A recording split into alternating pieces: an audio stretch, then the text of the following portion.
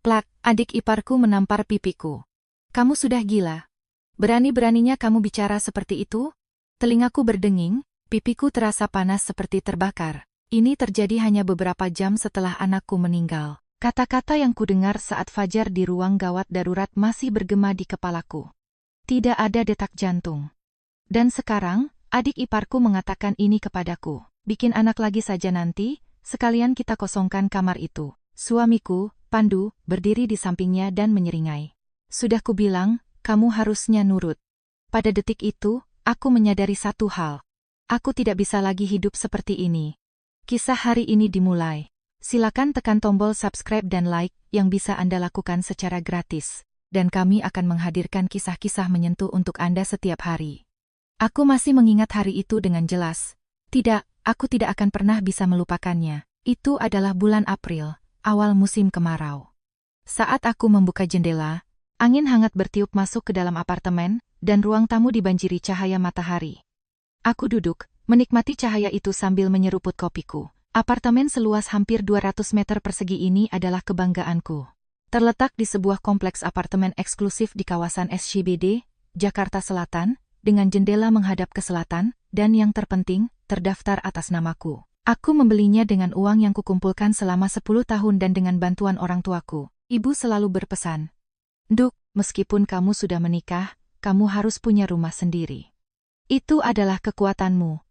Ibu benar, apartemen ini memberiku rasa aman dan percaya diri. Aku dan suamiku, Pandu, baru menikah selama 1 tahun.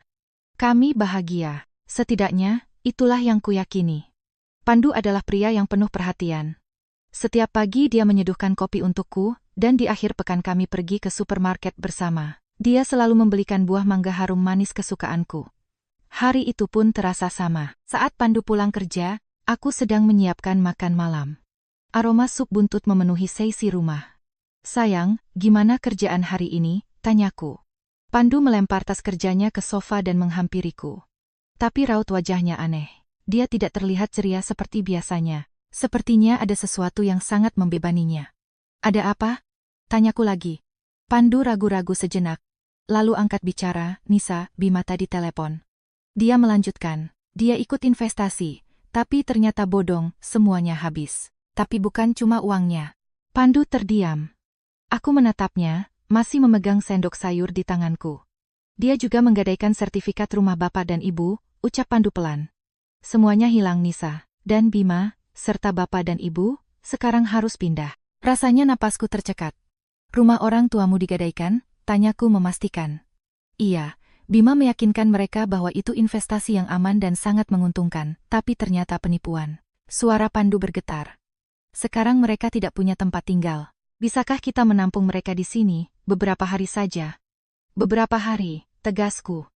"Iya, beberapa hari saja, mungkin seminggu." Bima juga sedang cari-cari kontrakan atau kos-kosan ke teman-temannya. Bapak dan ibu juga sedang menghubungi saudara, tapi mereka harus pindah hari ini juga. Pandu menatap mataku. "Maafkan aku, Nisa, tapi kita tidak mungkin membiarkan keluarga sendiri terlantar di jalanan." Aku menghela napas. Sejujurnya, aku tidak menyukai ide ini. Rumah ini adalah ruang pribadiku. Apartemen yang kubeli dengan hasil keringatku sendiri. Bahkan setelah menikah, aku tetap mempertahankan sertifikatnya hanya atas namaku. Pandu bilang dia mengerti. "Tentu saja, itu kan uang hasil kerja kerasmu dan dibantu orang tuamu. Tapi dia memohon, hanya untuk beberapa hari." Kupikir, seminggu tidak akan terlalu buruk. "Mereka kan keluarga, kita harus bantu." Aku mengangguk. "Baiklah, tapi kamu bilang hanya beberapa hari, kan?" Pandu tersenyum lega. "Iya, terima kasih, Nisa. Aku akan telepon Bima sekarang." Dia pergi ke kamar dan mulai menelepon. Malam itu, aku merapikan 2 kamar tamu.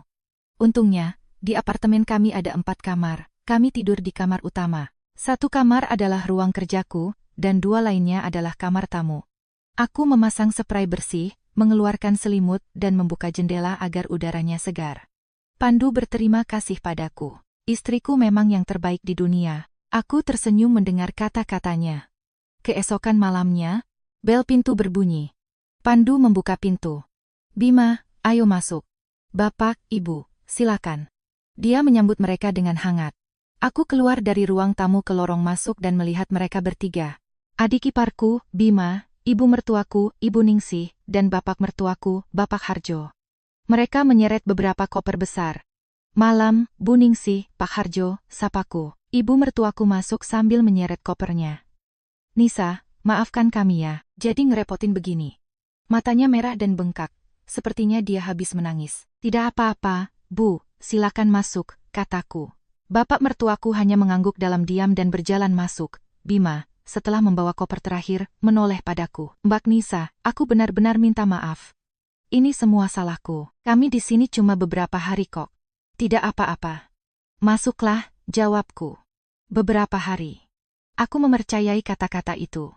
Malam itu, aku memasak makan malam untuk berlima. Aku mengeluarkan bahan dari kulkas, menghangatkan sup buntut, menggoreng ayam, membuat sambal, dan memotong sayuran. Meja makan besar itu kini penuh dengan orang. Ibu mertuaku, saat duduk di meja, mulai melihat sekeliling. Apartemen kalian luas banget ya, Nisa, katanya. Iya, Bu, jawabku. Hampir 200 meter. Lebih besar dari rumah kita yang dulu. Tambah bapak mertuaku. Aku hanya tersenyum. Aku tidak tahu harus menjawab apa. Saat makan malam, Bima menceritakan kisahnya. Teman kantornya menyarankan investasi bodong berkedok trading dengan return yang sangat besar. Awalnya dia hanya memakai uangnya sendiri. Tapi saat mendapat untung pertama, keserakahannya muncul. Dia meyakinkan orang tuanya untuk menggadaikan rumah, dan ternyata itu adalah skema Ponzi. Sekarang dia sedang berkonsultasi dengan pengacara, tapi uangnya hampir mustahil kembali. Wah, parah banget kamu, Bim, kata Pandu. Aku benar-benar malu sama bapak dan ibu. Bima menundukkan kepalanya. Ibu mertuaku mengusap air matanya. Mau gimana lagi sekarang? Kita harus cepat cari tempat tinggal baru. Bapak mertuaku makan dalam diam. Wajahnya begitu kaku sampai aku tak berani menatapnya. Ibu mertuaku menatapku. Nisa, maafin kami sekali lagi ya. Kami bakal ngerepotin kamu di sini. Tolong sabar ya. Kami akan segera pindah. Tidak apa-apa, Bu.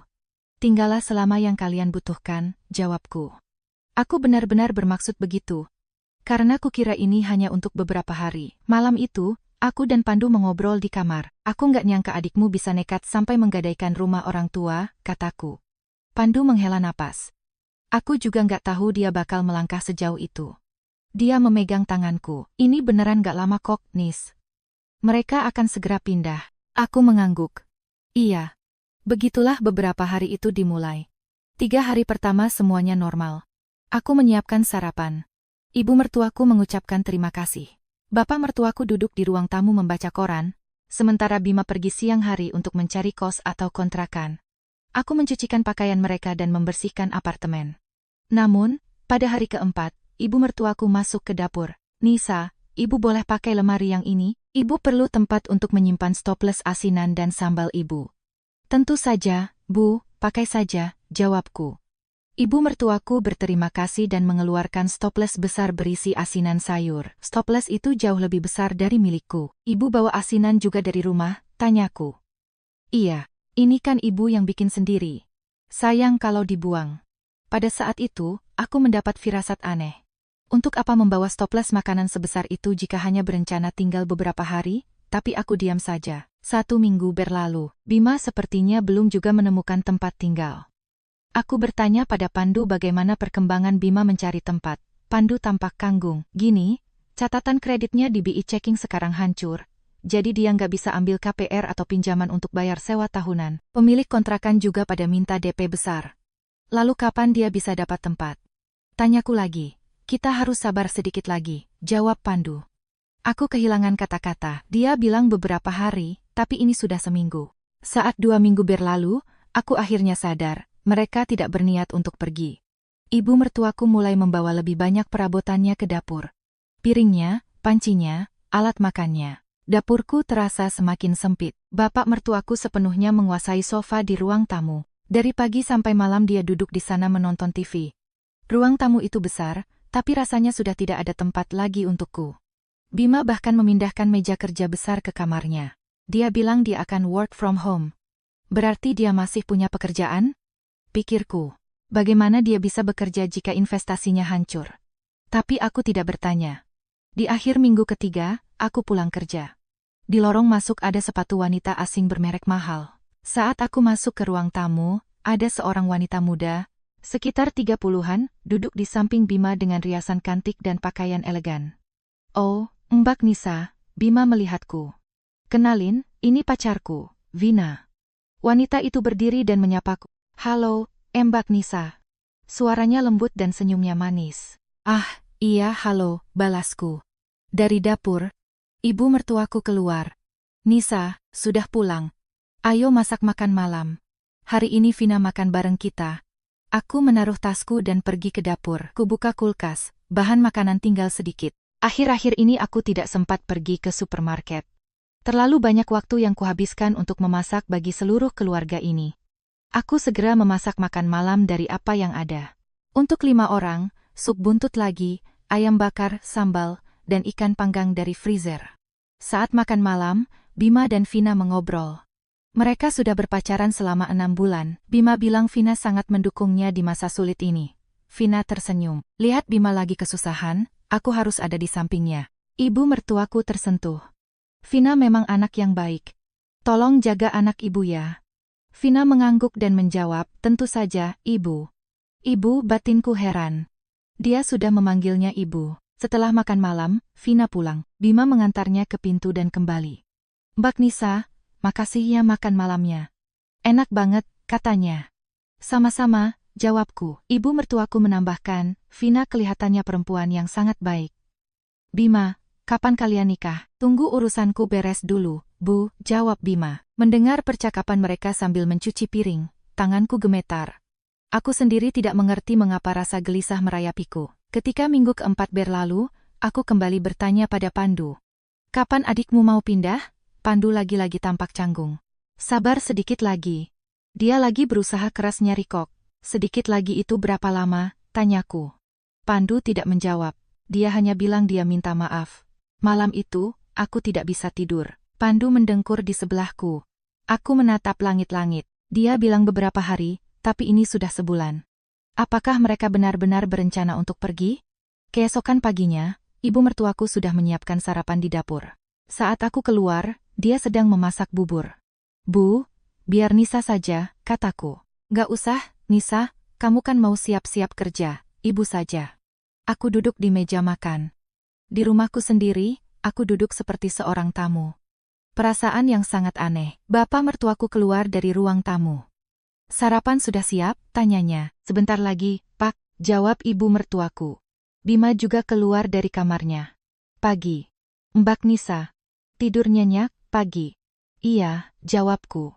Kami sarapan bersama. 5 orang di meja makan besar. Ini rumahku, tapi aku tidak merasa seperti nyonya rumah, lebih seperti tamu. Setelah sarapan, aku bersiap berangkat kerja. Di lorong, saat hendak memakai sepatuku, kulihat sepatu kets Bima menggeser sepatuku ke pinggir.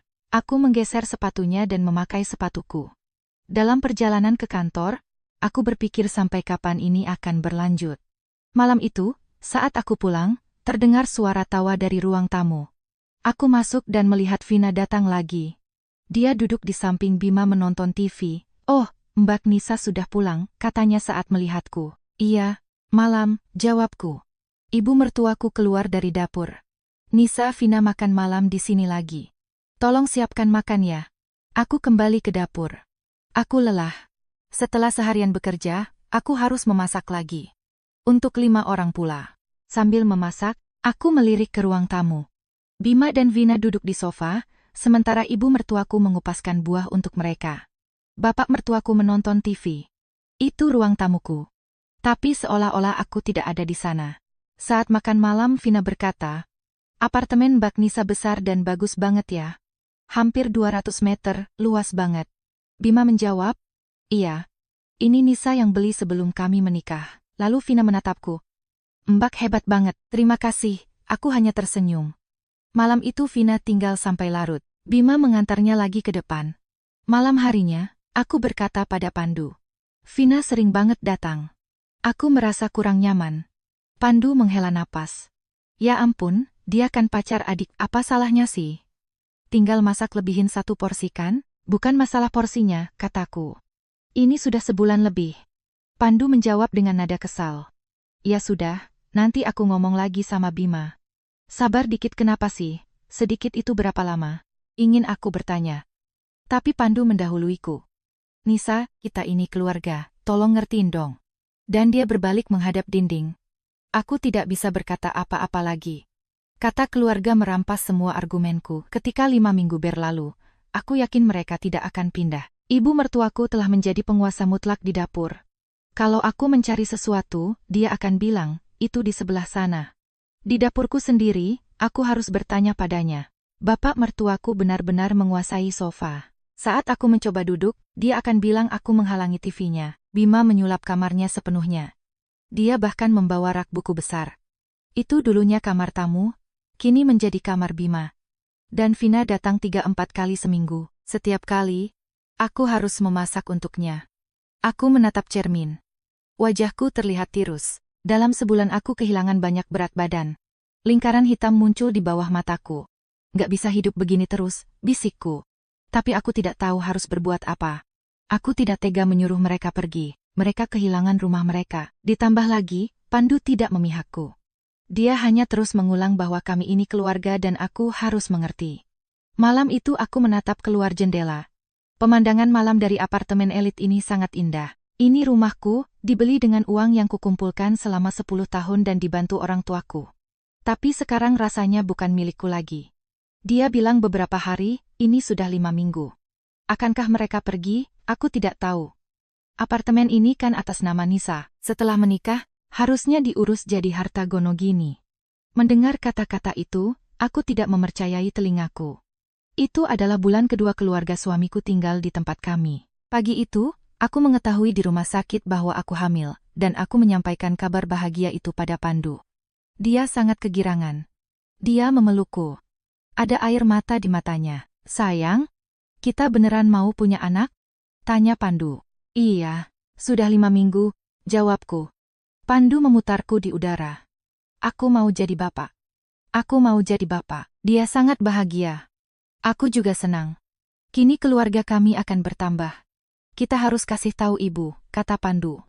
Aku ragu sejenak. Keluarganya masih tinggal di sini. Sudah 2 bulan dan mereka tidak menunjukkan tanda-tanda akan pergi. Tapi kehamilan adalah kabar baik, jadi harus disampaikan. Malam itu saat makan malam, Pandu mengumumkan. Bapak, Ibu, Bima, kami punya kabar gembira. Ibu mertuaku mendongak. Kabar apa? Nisa hamil, kata Pandu dengan senyum lebar. Keadaan meja mendadak hening.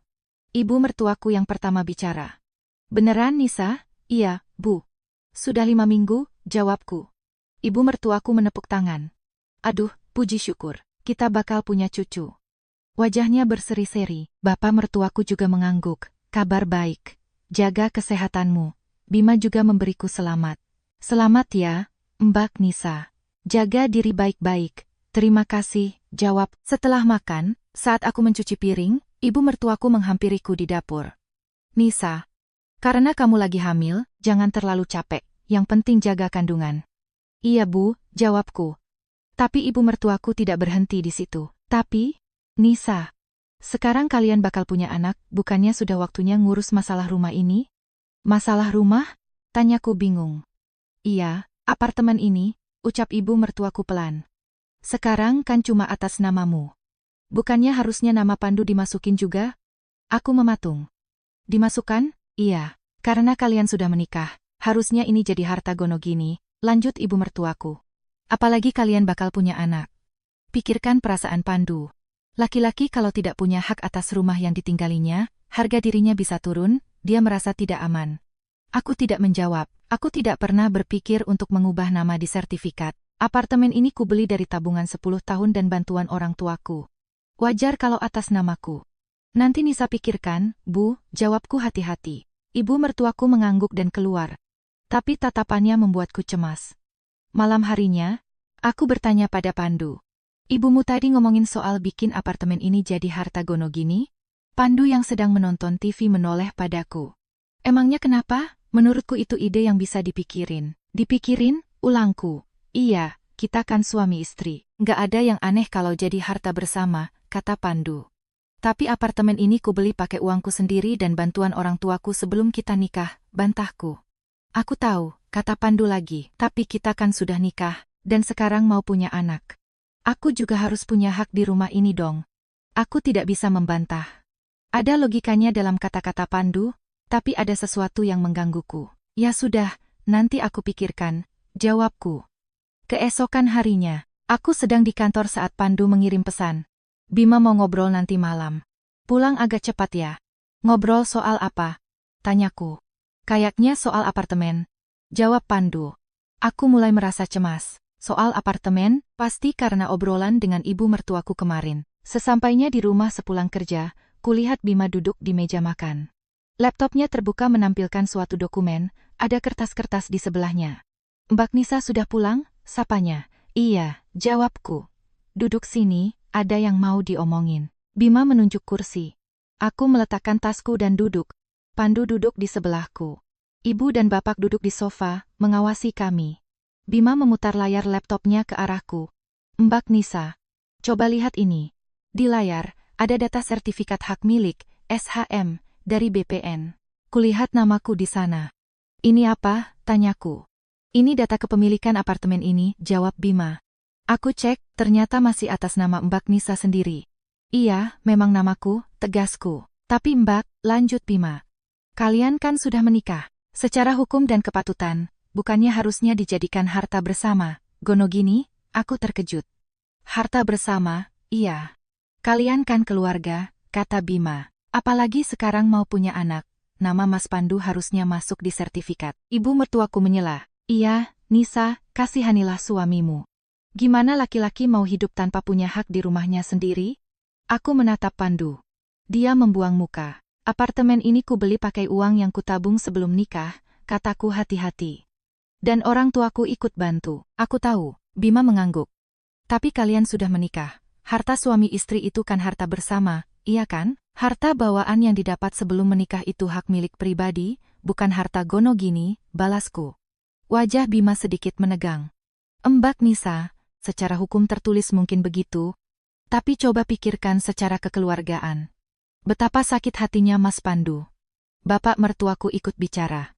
Nisa, ini soal harga diri Pandu. Kamu tahu kan betapa pentingnya wibawa buat laki-laki. Aku merasa sesak. Harga diri.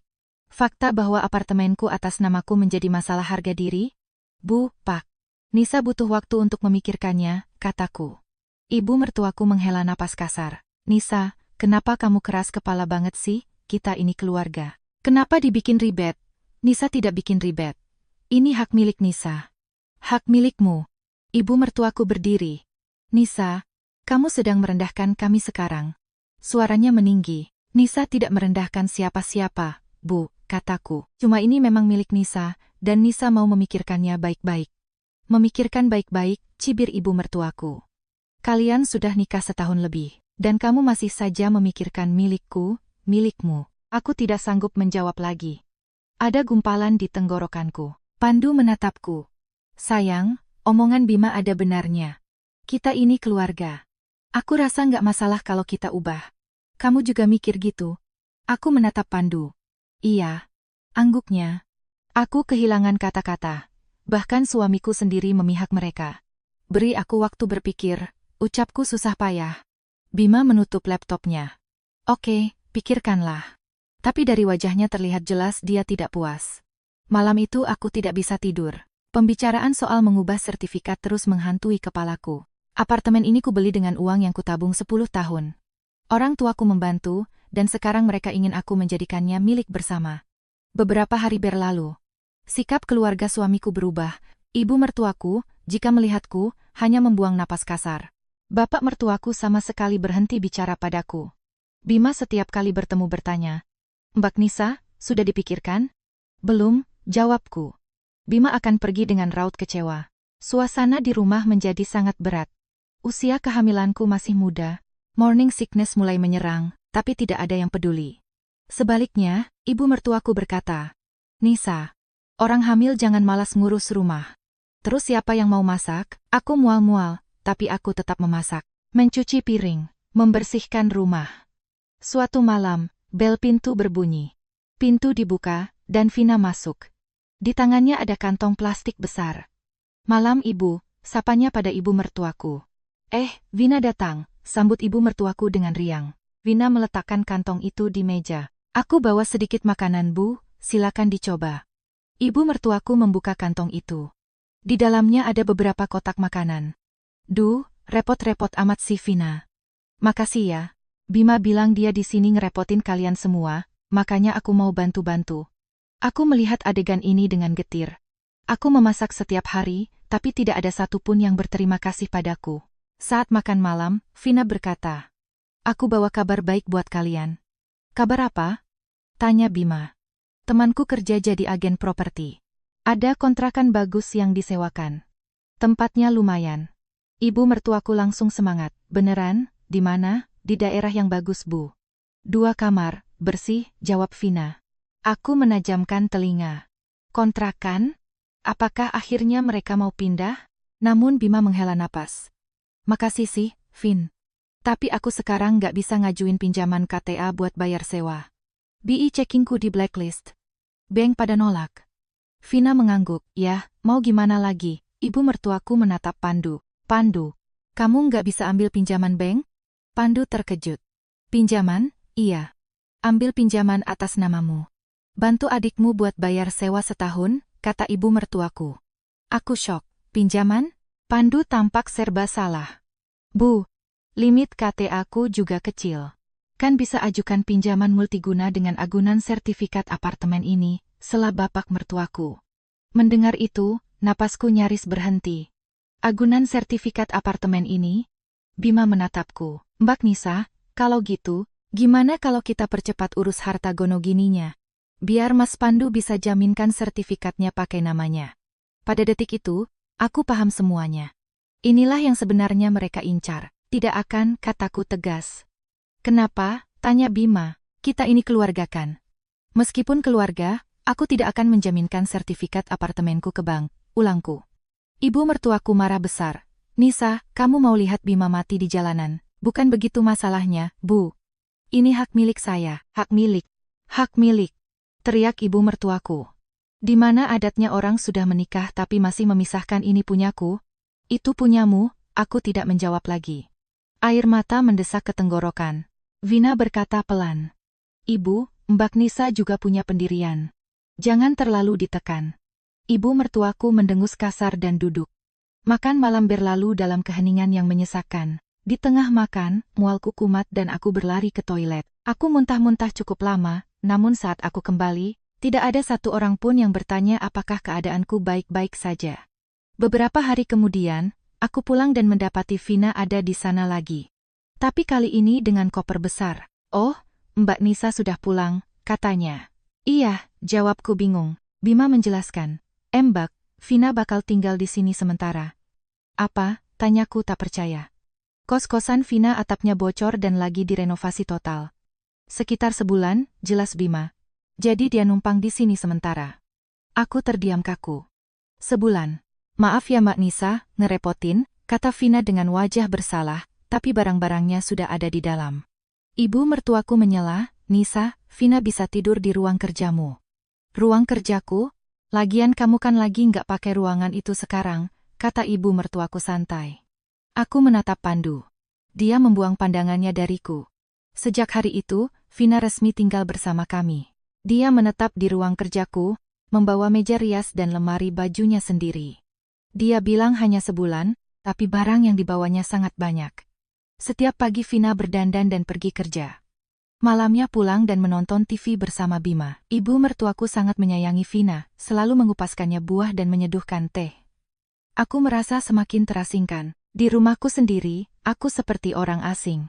Suatu malam Vina berkata di meja makan. "Ibu, boleh kita bahas soal pernikahan?" Ibu mertuaku langsung ceria. "Tentu saja, bahas apa? Kami berencana menikah tahun depan," kata Vina. "Semoga waktu itu urusan Bima sudah beres." "Bagus, bagus," ibu mertuaku tersenyum. "Tapi," Vina melanjutkan, "kami bingung mau tinggal di mana setelah nikah." "Rumah buat nikah?" tanya Bima. "Iya." Vina mengangguk. "Sewa rumah sekarang mahal banget." Dia mengedarkan pandangan ke ruang tamu. "Di sini kan masih ada 1 kamar sisa. Gimana kalau kita tinggal di sini dulu?" Aku tidak percaya pendengaranku. "Di sini?" Ibu mertuaku menimpali.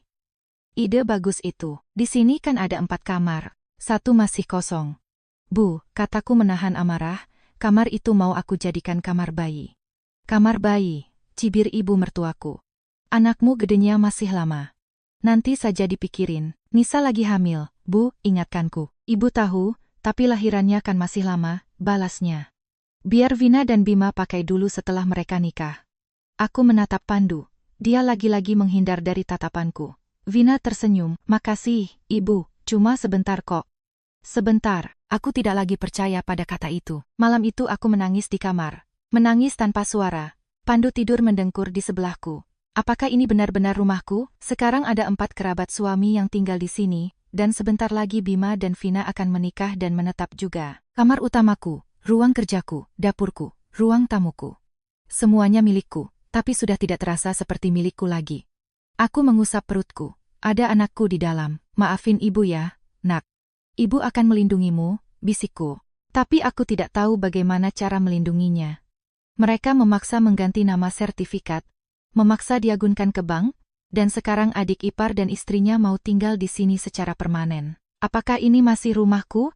Aku tak tahu lagi. Aku melihat darah. Pada detik itu, duniaku seakan berhenti berputar. Aku sedang hamil 5 bulan. Perutku sudah mulai membesar, dan aku bisa merasakan bayiku bergerak. Kehidupan kecil di dalam diriku ini memberiku kekuatan untuk bertahan. Seberat apapun hariku, dengan mengusap perutku, perasaanku menjadi lebih ringan.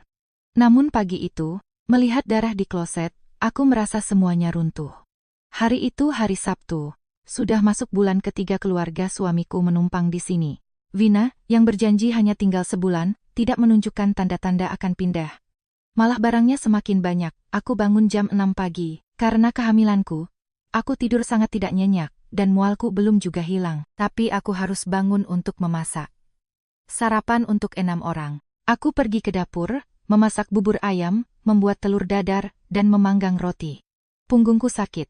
Di usia kandungan 5 bulan, perutku sudah terasa berat, dan berdiri lama sangat menyiksa. Tapi aku tidak bisa istirahat. Nisa, buburnya sudah matang? Ibu mertuaku masuk ke dapur.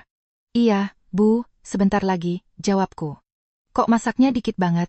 Ibu mertuaku membuka panci. Kita ini berenam loh, mana cukup segini. Maaf, Bu, nanti Nisa masak lagi, kataku pelan. Hadeh, ibu mertuaku mendengus dan keluar. Aku menyalakan kompor lagi untuk menambah bubur. Ingin rasanya aku meluruskan pinggang, tapi kutahan. Aku menata meja, dan semua orang duduk sarapan. Bapak, Ibu, Bima, Vina, Pandu, dan aku. Berenam. Vina berkata, Ibu, hari ini aku ada janji kumpul sama teman-teman. Aku berangkat pagi ya. Iya, hati-hati, jawab ibu mertuaku. Aku makan siang di luar aja, senyum Vina. Aku menghela napas lega dalam hati. Setidaknya kurang 1 porsi untuk dimasak. Setelah sarapan, saat mencuci piring, perutku mulai kram. Terasa sakit, tapi kutahan. Kupikir itu wajar bagi orang hamil. Selesai cuci piring, aku mulai membersihkan ruang tamu. Apartemen ini besar, bersih-bersih memakan banyak waktu. Aku menyapu, mengelap debu, dan mengepel lantai. Punggungku serasa mau patah. Nisa, kamu sudah nyuci? Tanya ibu mertuaku. Belum, Bu. Habis ini Nisa cuci, jawabku. Mumpung cuaca lagi panas, buruan dicuci, titahnya. Aku memasukkan baju ke mesin cuci. Pakaian kotor 6 orang sangat banyak. Aku harus memutar mesin 2 kali. Saat memasak makan siang, kepalaku berputar. Tanganku lemas. Aku memegang pisau dengan tangan gemetar. Aku harus istirahat sebentar, pikirku, lalu duduk di kursi. Saat itulah ibu mertuaku masuk. Nisa, kok malah duduk? Makan siangnya mana, Bu? Kepala Nisa pusing banget. Boleh istirahat sebentar? Tanyaku hati-hati. Pusing? Nada suaranya meninggi. Hamil itu bukan alasan buat males-malesan. Terus yang masak siapa? Bu, Nisa beneran lemes, ulangku. Hadeh, ibu mertuaku buang napas kasar. Anak muda sekarang manja banget. Ibu dulu waktu hamil masih kerja berat di ladang. Aku tidak menjawab lagi. Aku berdiri dan melanjutkan memasak makan siang. Aku memasak siang, mencuci piring lagi, mengangkat jemuran. Sepanjang hari aku tidak duduk sama sekali. Bapak mertuaku minta buah, Bima minta kopi. Vina pulang menjelang maghrib. Saat aku memasak makan malam, rasa sakit yang tajam menusuk perutku. Sangat tajam. Napasku tercekat. Tunggu sebentar. Aku berpegangan pada wastafel, menunggu sakitnya reda. Nisa, makan malamnya mana? Suara ibu mertuaku terdengar dari luar. Iya, hampir matang. Kataku dengan susah payah. Aku menata makan malam. 6 orang duduk di meja. Aku hampir tidak makan sama sekali. Tidak ada nafsu makan. Nis, kok kamu nggak makan? Tanya Pandu. Perutku sakit, jawabku. Orang hamil tuh harus banyak makan, kata Pandu, tapi tidak ada nada cemas di suaranya. Saat aku mencuci piring setelah makan malam, rasa sakit itu datang lagi. Kali ini jauh lebih parah. Aku bersandar di wastafel. Gak apa-apa, kataku pada diri sendiri. Tahan sedikit lagi. Selesai mencuci piring, aku masuk ke kamar dan merebahkan diri di kasur. Seluruh tubuhku terasa sangat berat. Sayang, kamu gak apa-apa? Tanya Pandu yang baru masuk. Iya, cuma kecapekan, jawabku. Ya udah, istirahat, kata Pandu, lalu pergi ke ruang tamu menonton TV. Aku sendirian, kuusap perutku. Nak, kamu gak apa-apa kan? Ibu agak capek, tapi kamu bertahan ya. Malam itu sakitnya tidak kunjung hilang. Aku terbangun, tertidur, dan terbangun lagi. Sekitar jam 3 pagi, aku ingin buang air kecil dan bangun. Di toilet, aku merasakan sesuatu yang aneh. Terasa basah. Aku mengambil tisu toilet dan saat itulah aku melihatnya. Darah. Darah merah segar di tisu. Rasanya paru-paruku berhenti bekerja, tanganku bergetar. Aku mengusapnya lagi, darahnya semakin banyak. Pandu, jeritku. Pandu berlari masuk. Ada apa? Kenapa? Berdarah, kataku dengan suara gemetar. Wajah Pandu pucat pasi. Hah, kita ke rumah sakit sekarang. Aku mengenakan baju seadanya dan berlari ke lorong depan. Ibu mertuaku keluar dari kamar. Ada apa ini? Rame-rame subuh begini? Bu, Nisa pendarahan. Kami harus ke rumah sakit, kata Pandu panik.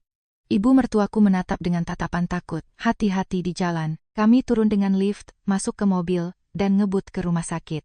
Ruang IGD. Darah terus mengalir. Aku bisa merasakan pakaianku basah. Aku sangat ketakutan. Semuanya bakal baik-baik saja, sayang. Pasti baik-baik saja, kata Pandu, tapi suaranya ikut bergetar. Kami tiba di IGD. Dokter memeriksaku, melakukan USG. Wajah dokter itu berubah serius. Tunggu sebentar, katanya. Saya periksa sekali lagi. Aku menatap langit-langit, lampu neon rumah sakit itu terlalu terang, menyilaukan mataku. Dokter kembali menggerakkan alat USG di perutku. Dia melihat layar cukup lama, lalu menggelengkan kepalanya. Mohon maaf, katanya pelan.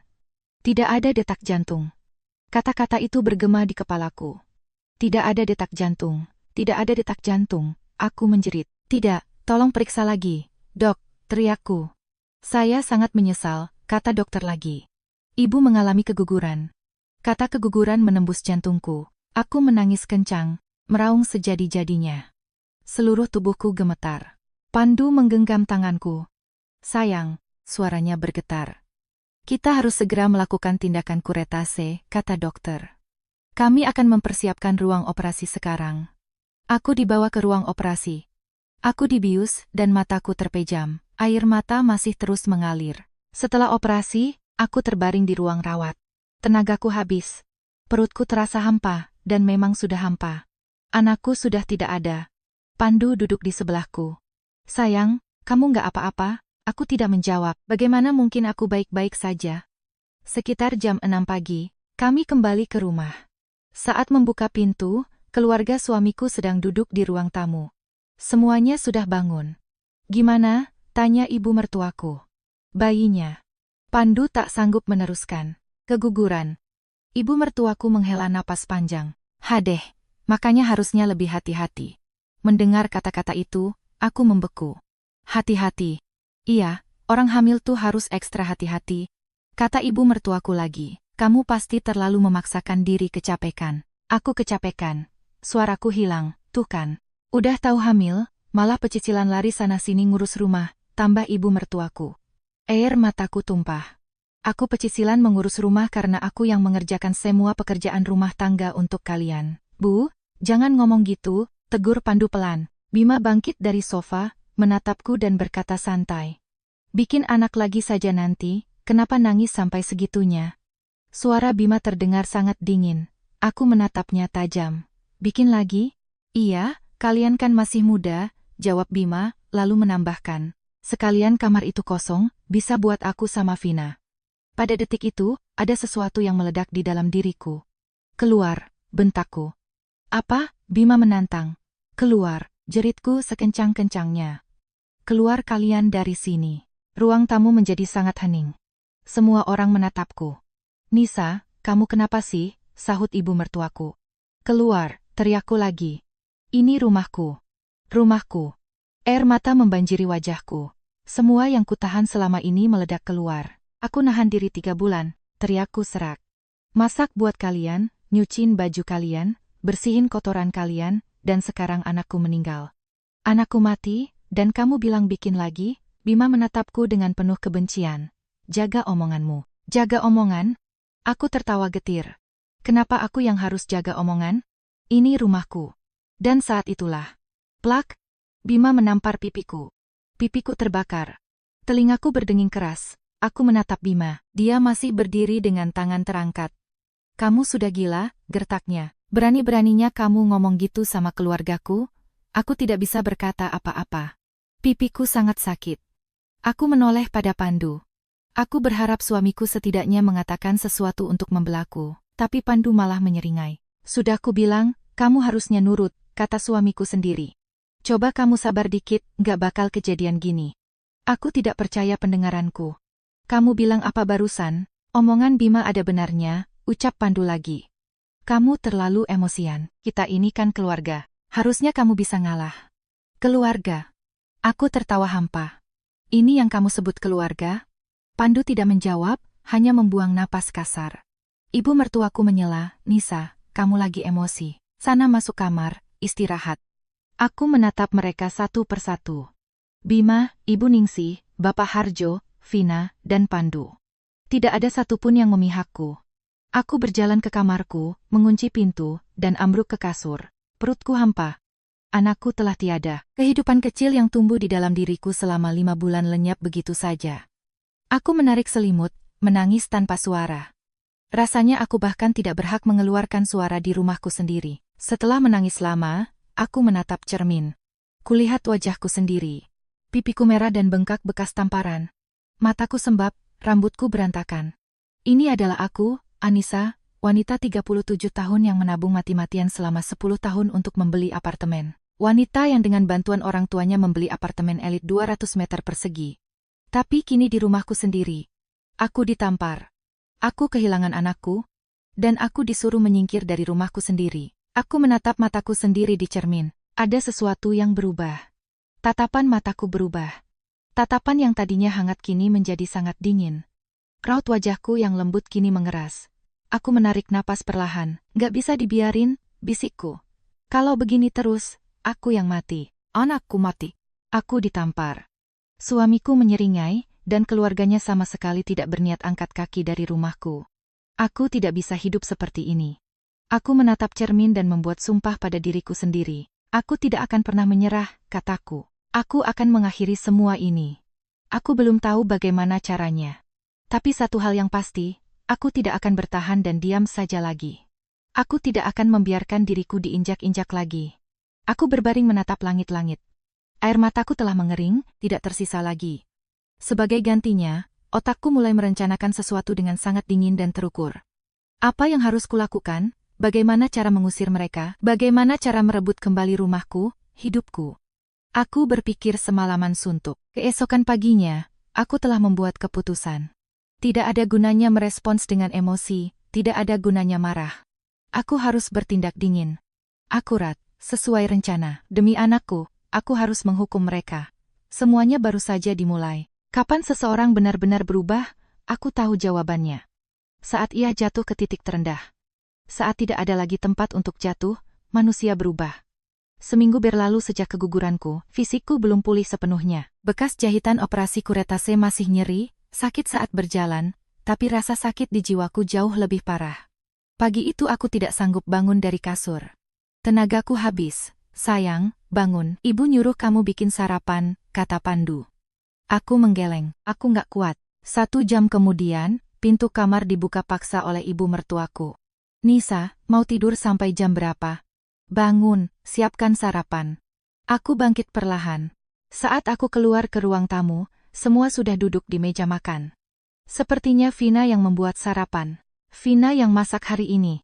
Pinter banget kan menantu ibu, sindir ibu mertuaku. Saat sarapan, ibu mertuaku berkata lagi. Nisa, muka kamu kenapa begitu sih? Rawat diri dong, kalau tiduran terus malah makin sakit nanti. Tuh kan, makanya orang hamil harusnya hati-hati. Tambahnya lagi. Gara-gara kamu ceroboh, kita kehilangan cucu. Tanganku yang memegang sendok bergetar. Gara-gara aku ceroboh, iya orang hamil nggak boleh pecicilan. Harusnya kamu banyak istirahat. Kata-katanya seperti pisau yang mengiris hatiku. Aku tidak membalas. Percuma berbicara dengan mereka. Beberapa hari kemudian, di siang bolong aku mendengar keributan dari arah pintu masuk. Bima dan Vina sedang menggotong sebuah ranjang besar. Kalian ngapain? Tanyaku. Oh, Mbak Nisa. Kami mau masukin ranjang ini biar Vina tidurnya lebih enak, jawab Bima santai. Itu adalah ranjang queen size. Mereka menyeretnya masuk ke ruang kerjaku. 1 jam kemudian aku mengintip ke dalam. Semua buku-bukuku ditumpuk sembarangan di pojok ruangan, dan di tengahnya berdiri ranjang besar itu. Meja rias dan lemari Vina sudah ada di sana. Bagus kan? Bima beliin ini semua buat aku, kata Vina dari belakangku. Ruang kerjaku telah resmi dijajah menjadi kamar Vina. Malam itu saat makan malam, Vina berkata, Ibu, kami sudah tentukan tanggal pernikahan. 6 bulan lagi, aduh syukur alhamdulillah, ibu mertuaku kegirangan. Nanti kalian tinggal di mana? Tanya bapak mertuaku. Kami tinggal di sini dulu aja. Vina melirikku sinis. Sekarang harga kontrakan mahal, lagian di sini kamarnya bagus. Ibu mertuaku mendukung penuh. Nisa pasti nggak keberatan. Toh kamarnya nganggur. Bu, aku berencana hamil lagi, kataku pelan. Hamil lagi? Nanti aja dipikirin kalau udah hamil beneran. Sekarang kan belum, bantah ibu mertuaku. Aku kehilangan kata-kata, Pandu hanya diam sambil mengunyah makanannya. Setelah makan malam, aku masuk ke kamar dan menangis lama sekali. Aku menyalakan keran wastafel dan membasuh wajahku. Menatap cermin. Sekarang aku terancam diusir secara perlahan dari rumahku sendiri. Gak bisa dibiarkan, bisikku. Bisa mati aku. Apa yang harus kulakukan? Reaksi emosional tidak berguna. Aku sudah mencobanya, dan hasilnya aku ditampar. Aku berpikir semalaman, dan esok paginya aku memutuskan untuk menjadi berdarah dingin. Menyembunyikan emosiku. Menyusun rencana.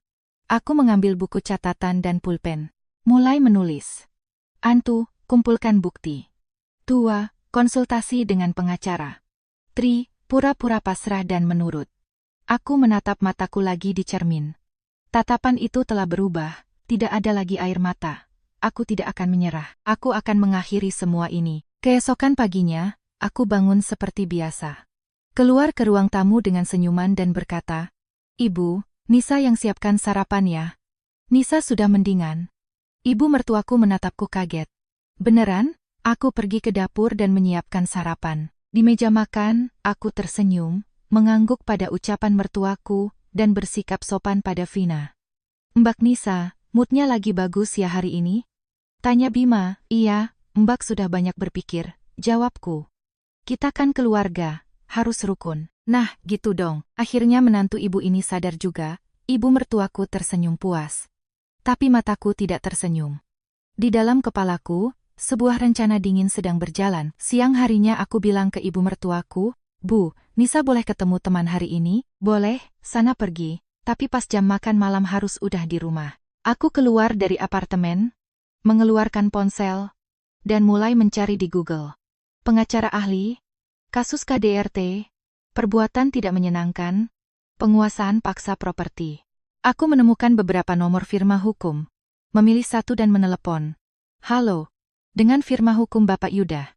Halo, Ibu ada yang bisa dibantu? Saya ingin berkonsultasi mengenai masalah keluarga dan properti, kata. Silakan datang besok jam 2 siang. Jawab staf tersebut.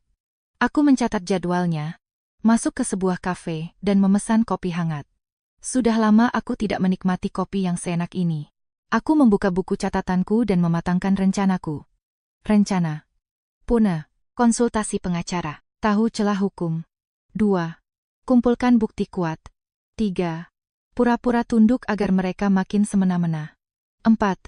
Eksekusi. Tanganku tidak bergetar. Aku sangat tenang. Demi anakku, aku akan menghukum mereka. Aku akan merebut hidupku kembali.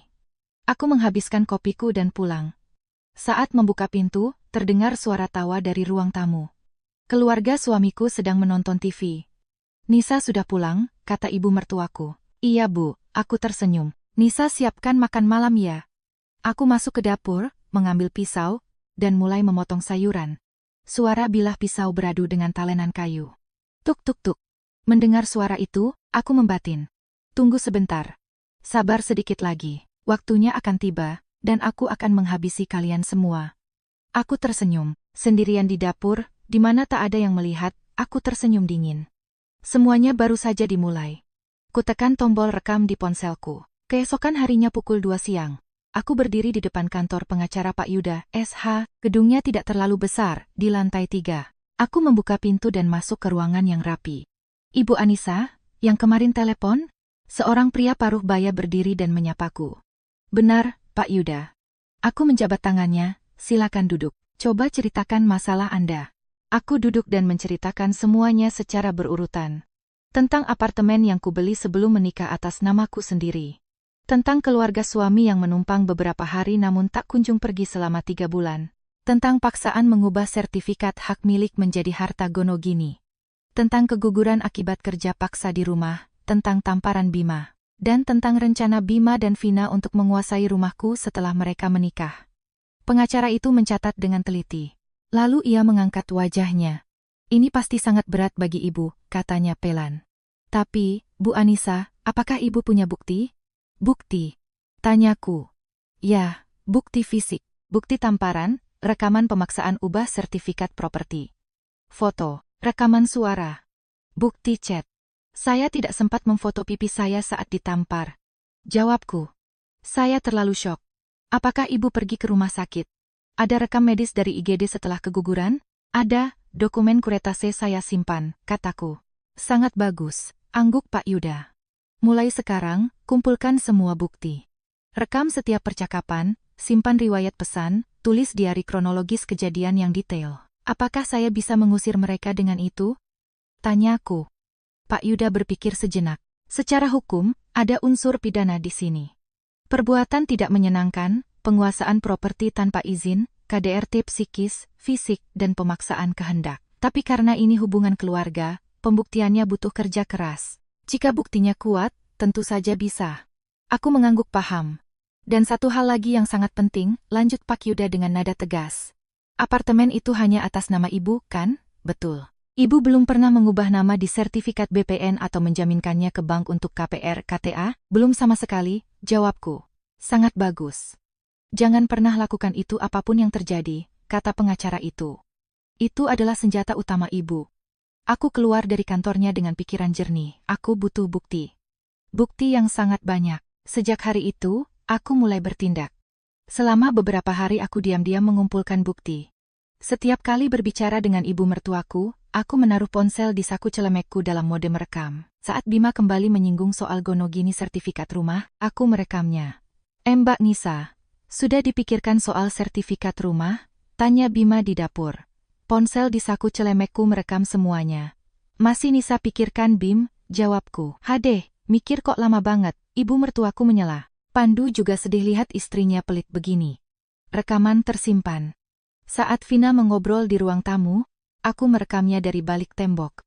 Ibu, nanti habis nikah kami beneran boleh pakai kamar yang kosong itu kan? Rengek Vina. Tentu saja boleh. Emangnya Nisa mau protes apa? Jawab ibu mertuaku sombong. Rekaman tersimpan. Aku juga mengambil banyak foto. Barang-barang Vina yang menumpuk di ruang kerjaku. Dapur yang penuh dengan stoples asinan dan panci ibu mertuaku. Bapak mertuaku yang memonopoli sofa TV. Semuanya kuabadikan. Setelah 1 minggu, kurasa buktinya sudah cukup. 15 rekaman suara, 15 foto, dan diari harianku. Sekarang, saatnya masuk ke tahap berikutnya. Suatu Sabtu pagi, aku menghadap keluarga suamiku yang sedang berkumpul di ruang tamu. Bapak, Ibu, Bima, Vina, panggilku dengan suara tenang. Ada apa? Tanya ibu mertuaku curiga. Kalian pasti capek banget belakangan ini, aku tersenyum semanis mungkin. 3 bulan tinggal di sini, dengan masalah rumah yang disita, pasti berat pikiran kalian. Maksudmu apa ngomong gitu? Bima memiringkan kepalanya. Nisa cuma mikir, lanjutku, gimana kalau kalian pergi liburan keluarga? Istirahat sebentar. Liburan? Ulang ibu mertuaku kaget. Iya. Liburan ke luar negeri, kataku. Nisa yang bayar semuanya. Kalian berangkat saja sekeluarga. Ruang tamu mendadak sunyi. Semua menatapku tak percaya. Beneran? Vina yang pertama bertanya. Iya, beneran. Aku mengangguk. Bima sama Vina juga kan lagi pusing mikirin nikahan, butuh refreshing. Mas Pandu, kamu juga ikut aja. Pandu menatapku. Sayang, tumben banget kamu begini. Aku ngerasa, belakangan ini aku terlalu sensitif, aku tersenyum penuh penyesalan. Kita kan keluarga, harus rukun. Pergilah liburan, seneng-seneng di sana. Ibu mertuaku menatapku penuh curiga. Nisa, kamu kerasukan apa? Bu, Nisa benar-benar minta maaf, kataku dengan akting memelas. Setelah keguguran, Nisa emosi banget dan mungkin gak adil sama kalian. Liburan ini bentuk permintaan maaf Nisa. Bapak mertuaku akhirnya bersuara. Memangnya mau liburan kemana? Gimana kalau ke Turki? Usulku. Banyak tempat bagus di sana. Capadocia. Seminggu. Bima terkejut. Iya. Tiket pesawat, hotel, tur, Nisa yang urus semuanya. Aku tersenyum. Kalian berangkat berlima. Ibu mertuaku dan Bima saling lirik. Dari tatapan mata mereka terlihat merasa telah menang dan berhasil menundukkanku. Ya sudah kalau kamu yang maksa, kami mau, kata ibu mertuaku angkuh. Dalam hati, aku menghela napas lega. Semuanya berjalan sesuai rencana. Keesokan harinya aku mulai memesan tiket. Aku mencari paket tur ke Turki di internet. 5 malam 6 hari untuk 5 orang. Aku booking hotel yang lumayan bagus. Biayanya memang tidak sedikit, tapi itu tidak masalah. Ini adalah biaya investasi balas dendam. Tiket pesawat sudah di tangan. Berangkat 2 minggu lagi. Sayang, kamu yakin gak ikut? Tanya Pandu. Iya, aku yakin, aku tersenyum. Kamu juga butuh istirahat, Mas. Kamu kelihatan capek banget, makasih ya, sayang. Pandu memegang tanganku. Aku membiarkannya memegangku, tapi aku tidak merasakan apapun selain rasa jijik yang dingin. 2 minggu berlalu begitu cepat. Selama itu aku mengumpulkan lebih banyak bukti dan menghubungi Pak Yuda lagi. Bukti ibu sudah lengkap, tanyanya di telepon. Sudah Pak, rekaman, foto, catatan harian, semuanya siap. Bagus, kata Pak Yuda. Ibu akan eksekusi saat mereka pergi. Benar, jawabku mantap. Baik, saya akan persiapkan berkas gugatannya dari sekarang, kata Pak Yuda. Malam sebelum keberangkatan, mereka semua sibuk packing koper. Wajah mereka sangat antusias. Nisa, makasih Hoya, kata ibu mertuaku. Sama-sama, Bu. Nikmati liburannya ya, aku tersenyum. Jagain rumah lo selama kami gak ada, pesan Bima sok berkuasa. Pasti, jawabku. Malam itu aku tidak bisa tidur. Besok mereka semua akan pergi, dan rencanaku akan benar-benar dimulai. Keesokan paginya, aku memesankan taksi online besar ke Bandara Soekarno-Hatta. Berlima dengan koper-koper raksasa mereka keluar dari apartemen. Kami berangkat ya, Mbak. Vina melambaikan tangan dari dalam mobil. Iya, hati-hati di jalan. Aku tersenyum lebar. Sayang, aku pergi dulu. Pandu mendekat ingin menciumku. Aku menghindar halus. Buruan, nanti ketinggalan pesawat. Mobil melaju. Aku menatap mereka dari jendela lobi. Mereka melambaikan tangan dengan riang. Aku berdiri mematung sampai mobil itu hilang dari pandangan. Setelah mereka benar-benar pergi, aku berbalik dan masuk kembali ke apartemen. Kunci pintu kututup rapat. Sunyi senyap. Aku sendirian. Untuk pertama kalinya dalam 3 bulan, aku sendirian di rumahku sendiri. Aku berdiri di tengah ruang tamu dan menarik napas dalam-dalam. Sekarang semuanya dimulai, bisikku. Ku keluarkan ponselku. Menelpon Pak Yuda. Pak Yuda, ini Anissa. Sudah bisa kita mulai? Bisa, Bu. Silakan ke kantor. Semua dokumen sudah siap, jawab sang pengacara. Aku segera bersiap, memasukkan laptop dan dokumen-dokumen penting ke dalam tas. Saat melangkah keluar pintu, aku menoleh ke belakang. Apartemen eksklusif seluas 200 meter persegi. Apartemen yang kubeli dengan darah, keringat dan air mata selama 10 tahun tabungan dan bantuan orang tuaku. Kini, aku harus mengucapkan selamat tinggal padanya. Aku tiba di kantor Pak Yuda. Ia menyambutku langsung. Membawa buktinya, Bu. Aku mengeluarkan sebuah flash disk dari tas. Di sini semua rekaman suara, foto, dan jurnal kronologis saya. Pak Yuda mencolokkan flash disk ke komputernya dan mengecek filenya. Sangat cukup, ia mengangguk. Tuduhan perbuatan tidak menyenangkan, penguasaan paksa, KDRT fisik, dan pemaksaan kehendak. Bukti ini sangat kuat untuk gugatan hukum. Gugatannya nanti saja dimasukkan ke pengadilan, kataku. Sekarang saya mau bereskan urusan apartemen dulu. Maksud ibu mau dijual? Tanya Pak Yuda. Ya, saya mau jual cepat apartemen itu dan pindah, jawabku mantap. Paham. Pak Yuda mengeluarkan kartu nama. Ini kontak agen properti langganan saya. Orang yang sangat bisa dipercaya. Kalau ibu pasang harga jual butuh, dalam seminggu pasti laku keras. Aku menerima kartu itu. Terima kasih Pak. Dan Bu Anissa. Pak Yuda menatapku serius. Begitu apartemen terjual dan ibu pindah, ganti semua nomor telepon dan tutup akses media sosial. Putus semua kontak. Pasti, aku mengangguk. Keluar dari kantor pengacara, aku langsung menelepon agen properti tersebut. Saya mau jual cepat apartemen saya, kataku. Saya butuh laku dalam seminggu. Apartemen di mana, Bu? Tanya sang agen. SCBD. 200 meter persegi. Full furnished mewah. Jawabku. 200 meter. Suara agen itu langsung bersemangat. Kalau ibu pasang harga miring untuk jual cepat, 3 hari juga laku, Bu. Tolong segera diproses, pintaku. Hari itu juga, agen tersebut datang ke apartemenku. Ia memotret semua ruangan dan langsung memasang iklannya. Aku berjalan perlahan menyusuri rumah ini. Ruang tamu, kamar utama, ruang kerja, dapur. Semua ini milikku, tapi telah dirampas secara mental dariku. Kini saatnya melepaskan. Keesokan paginya, agen properti menelpon. Bu, ada buyer yang tertarik. Dia mau bayar tunai keras. Hard cash. Dia ingin deal dan tanda tangan PPJB hari ini juga. Beneran? Aku sangat terkejut. Iya Bu, bisa kita ketemu siang ini? Bisa, jawabku. Jam 3 sore, sepasang suami istri muda datang. Mereka melihat-lihat dan sangat menyukainya. Kami langsung menandatangani kesepakatan. Tanganku gemetar saat tanda tangan. Apartemen hasil jerih payahku 10 tahun lepas begitu mudahnya. Tapi aku tidak menyesal. Ini pilihanku. Aku menerima down payment, DP, besar di tempat. Sisanya akan dilunasi dan di-AJB-kan dalam 5 hari ke depan. Mereka pulang, dan aku kembali sendirian. Aku menelepon jasa pindahan. Bisa bantu pindahan 5 hari lagi? Mereka menyanggupi, aku sudah menyewa tempat baru. Sebuah apartemen studio kecil kos eksklusif di lokasi yang tenang, pas untukku sendiri. Malam itu aku mulai packing. Aku hanya mengepak barang-barangku. Baju-bajuku, buku-bukuku, barang pribadiku. Barang-barang keluarga suamiku sama sekali tidak kusentuh. Aku menatap keluar jendela. Bintang-bintang bersinar di langit malam Jakarta. Maafin ibu ya, nak, kusap perutku yang rata. Ibu nggak bisa ngelindungin kamu waktu itu, tapi sekarang ibu bakal ngelindungin diri ibu sendiri. 5 hari berlalu, uang pelunasan cair penuh ke rekeningku. Jumlah yang sangat besar. Sebelum truk pindahan datang, ada satu hal lagi yang harus kulakukan. Aku mengambil kantong plastik sampah hitam ukuran jumbo. Aku mulai dari kamar Bima. Bajunya, bukunya, laptop bututnya, mejanya. Semua kumasukkan ke dalam kantong sampah. Lanjut ke kamar Vina ruang kerjaku. Meja riasnya, spraynya, bajunya, alat makeup mahalnya. Semuanya masuk kantong sampah. Aku ke dapur. Kubuka tutup stoples raksasa asinan sayur milik ibu mertuaku. Baunya menyengat. Kubuang seluruh isinya ke tempat cuci piring. Kusiram air, lalu stoplesnya kubuang ke kantong sampah.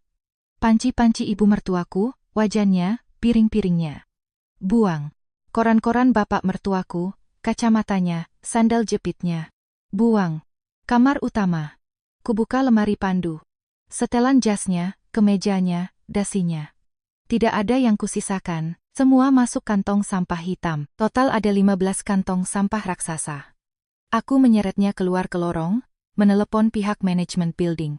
Pak, tolong ambil sampah berukuran besar di depan unit saya ya. Baik Bu, segera diangkut petugas TPS, jawabnya. Kini apartemen itu benar-benar kosong melompong, tidak ada satupun jejak keluarga suamiku yang tersisa. Truk pindahan datang, aku memuat barang-barangku saja. Hanya sedikit. Beberapa kardus buku, koper baju, dan tas pribadi. Aku mengedarkan pandangan ke seluruh ruangan untuk terakhir kalinya. Bersih. Tidak ada yang tertinggal. Aku mengelap handle pintu masuk dan menyapu sedikit lantai ruang tamu, agar pemilik baru menerima apartemen ini dalam keadaan bersih. Aku melangkah keluar dan meninggalkan kunci di dalam meja dapur, sesuai pesan agen. Tanpa menoleh ke belakang, aku turun menggunakan lift. Saat berjalan melewati lobi menuju loading dock, aku melewati area TPS, tempat pembuangan sampah, apartemen. 15 kantong sampah hitam berisi barang-barang keluarga suamiku menumpuk di sana. Aku tidak berhenti, hanya berjalan melewatinya begitu saja. Aku keluar gedung. Truk sudah menunggu. Aku naik ke kursi penumpang di sebelah sopir. Ayo jalan, Pak. Ke alamat yang baru, kataku. Truk melaju. Aku menatap keluar jendela. Gedung apartemen elit SCBD itu semakin menjauh. Selamat tinggal, bisikku pelan. Kuusap perutku. Nak, ibu sudah mempertahankan rumah kita. Sekarang gak akan ada lagi yang bisa menyakiti kita. Matahari bersinar menembus kaca jendela truk, terasa hangat. Untuk pertama kalinya, aku tersenyum tulus, senyum kemerdekaan. Sekarang, semuanya dimulai dari awal. Kok passcode-nya salah terus? Baru saja tiba dari perjalanan liburan mereka ke Turki, Pandu menekan tombol-tombol smart door lock apartemen. Tit, error.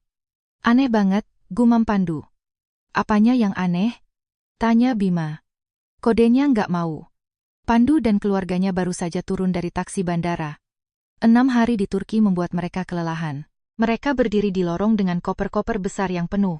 Mungkin Nisa ganti password, sahut ibu mertuaku. Buat apa? Nggak tahulah. Pandu menekan pelan-pelan lagi. Tit, salah. Kamu udah telepon Nisa? Tanya Bima. Waktu di Turki aku telepon, tapi nggak diangkat. Kirain dia lagi sibuk kerja. Pencet bel intercom aja, suruh ibu mertuaku. Pandu memencet bel. Ting-tong. Beberapa detik kemudian, pintu terbuka. Di ambang pintu berdiri seorang wanita muda, usianya awal 30-an. Cari siapa ya? Tanyanya kebingungan. Ini apartemen kami, jawab Pandu sedikit kesal. Kenapa kodenya diganti? Istri saya, Nisa, ada di dalam? Wanita itu menatap Pandu dengan aneh. Anissa, dia nggak tinggal di sini lagi. Hah? Maksudnya apa? Tanya Pandu. Lagian kenapa kalian pada datang ke sini bawa koper? Wanita itu mengerutkan kening. Ini apartemen saya. Lorong itu mendadak hening. Kelima orang itu mematung menatap si wanita. Ngomong apa sih mbak ini? Bima maju selangkah dengan emosi. Ini rumah keluarga kami tinggal di sini. Bukan, wanita itu menggeleng tegas. Saya baru saja beli apartemen ini dari pemilik sebelumnya. Ibu Anissa. Pakai cash. Dibeli? Suara Pandu bergetar hebat. Iya. Transaksi dan PPJB-nya selesai minggu lalu, jawab wanita itu santun tapi tegas.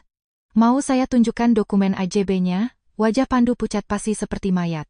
Nisa menjual apartemen ini. Vina langsung mencengkeram lengan Pandu. Mas, ini ada apa sih? Ibu mertuaku bersandar ke tembok, kakinya lemas. Ada apa ini? Nisa jual rumah. Tunggu dulu. Bima menyela wanita itu dengan panik. Lalu barang-barang kami. Di dalam kan ada barang-barang kami semua. Barang-barang, wanita itu memiringkan kepalanya. Waktu saya terima apartemen ini, kondisinya kosong melompong.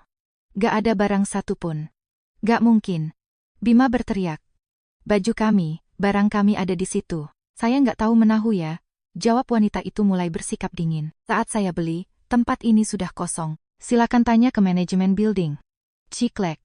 Wanita itu menutup pintu rapat-rapat dan menguncinya dari dalam. Kelima orang itu ditinggalkan berdiri di lorong. Dengan koper-koper liburan mereka yang berat, tangan Pandu bergetar hebat.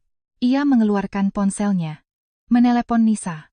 Nomor yang Anda tuju tidak dapat dihubungi. Nggak aktif, kata Pandu. Apa? Bima mendekat. Coba lagi. Nggak aktif, nomornya udah mati. Buka WhatsApp-nya. Seru ibu mertuaku panik. Pandu membuka WhatsApp. Mencari kontak istrinya. Foto profilnya kosong. Checklist 1. Akunnya dihapus. Kata Pandu dengan suara putus asa. Perempuan gila. Bima mengamuk di lorong. Dia jual rumahnya dan kabur. Bapak mertuaku yang dari tadi diam akhirnya bersuara panik. Ayo kita turun ke ruang manajemen. Mereka berlima bergegas turun ke lobi dan menerobos masuk ke kantor building management. Permisi, seru Pandu. Kami penghuni unit 1503. Bapak tahu kemana barang-barang kami? Petugas manajemen mengecek data di komputernya. Unit 1503. Oh, minggu lalu semua barangnya sudah diangkut ke TPS Sampah Besar Pak. Apa? Teriak ibu mertuaku histeris. Barang-barang kami? Iya, Bu. Staf itu mengangguk. Pemilik sebelumnya, Ibu Anissa, request pembuangan sampah berukuran besar. Ada sekitar 15 kantong sampah plastik hitam jumbo yang dibuang ke TPS dan sudah dibawa truk sampah kota. Ibu mertuaku langsung merosot dan jatuh terduduk di lantai lobi. Asinan ibu. Panci-panci ibu. Dibuang ke tong sampah. Baju-bajuku juga. Mata Vina membelalak horor. Makeupku juga dibuang? Skincare jutaan rupiahku? Iya Bu, semuanya dibuang, tegas petugas itu. Bima meninju tembok lobi dengan keras. Benar-benar perempuan gila. Gimana bisa dia sekejam ini? Pandu ikut terduduk di kursi lobi, memegangi kepalanya yang berputar. Anissa merencanakannya. Membelikan mereka tiket liburan ke Turki, lalu saat mereka pergi, dia menjual apartemennya, membuang semua barang mereka ke tempat sampah, dan menghilang tak berjejak. Kita ke rumah orang tuanya di Depok, geram Bima, dia pasti sembunyi di sana. Mereka memanggil taksi online dan meluncur ke rumah orang tua Anissa. Di dalam mobil sangat sunyi. Tidak ada yang berani bicara, ibu mertuaku hanya terus-terusan menghela napas panjang sambil menangis. Bapak mertuaku memandang kosong keluar jendela. Vina terlihat sangat ketakutan. Setengah jam kemudian mereka tiba di depan rumah orang tua Anissa. Pandu menekan bel pagar. Pintu terbuka. Bapak mertuanya, ayah Anissa, keluar dengan wajah keras. Pak, Nisa ada di rumah? Tanya Pandu. Nggak tahu, jawab ayah Anissa dingin. Pergi kalian dari sini. Pak, tolong jelaskan apa yang terjadi, Pandu memohon. Nisa jual apartemen kami, nomornya nggak bisa dihubungi. Baguslah kalau gitu, suara ayah Anissa menggelegar. Bima maju ke depan pagar. Pak, tolong kasih tahu Nisa di mana. Jangan sembunyikan dia. Coba kalian pakai otak kalian, dan pikir apa yang sudah kalian perbuat ke anak saya. Murka ayah Anissa, kalian jadikan menantu yang lagi hamil sebagai pembantu rumah tangga. Kalian peras dia, kalian bikin dia keguguran. Anak saya kehilangan bayinya gara-gara kalian. Bima tercekat. Mulutnya terbuka tapi tak ada suara. Dan lebih parah lagi, kamu berani menampar anakku. Ayah Anissa menunjuk wajah Bima. Pergi kalian dari rumahku. Kalau kalian berani menginjakkan kaki di sini lagi, aku lapor polisi. Aku nggak tahu nomor baru anakku. Dan kalaupun aku tahu, aku nggak akan pernah ngasih tahu ke bajingan seperti kalian. Pak, teriak Pandu. Brak, pintu pagar dibanting dan dikunci dari dalam. Kelima orang itu diusir lagi ke jalanan. Malam mulai turun. Ibu mertuaku mulai menangis terseduh-seduh. Gimana ini? Kita nggak punya rumah, nggak punya baju ganti, nggak punya apa-apa. Pandu menatap layar ponselnya yang redup. Dia harus menelepon teman-temannya untuk menumpang tidur. Mas, aku cari hotel aja, kata Bima frustrasi. Vina berdiri kaku sambil terus memegangi pegangan kopernya. Wajah Vina sekeras batu, malam itu mereka berpisah. Pandu menghubungi teman kuliahnya untuk nginap. Bima dan Vina mencari hotel melati terdekat. Ibu dan bapak mertuaku menelepon saudara jauh di Bekasi untuk menumpang darurat. Di depan pintu kosan temannya, Pandu mengetuk pintu. Temannya membuka pintu dengan wajah kaget. Ho, Ndu, kenapa lu malam-malam bawa koper? Ada masalah di rumah? Boleh gue numpang tidur beberapa hari? Suara Pandu serak. Gue lagi ada masalah besar. Ya udah, masuk aja, temannya mengizinkan. Itu hanya kamar kosan kecil. Temannya tinggal sendiri. Ada masalah apa lu? Tanya temannya. Pandu menceritakan bahwa istrinya diam-diam menjual apartemen dan menghilang, serta memblokir semua kontak. Seriusan? Temannya melongo. Gila, kenapa bisa gitu? Gue nggak tahu, jawab Pandu. Tapi jauh di lubuk hatinya, Pandu sangat tahu.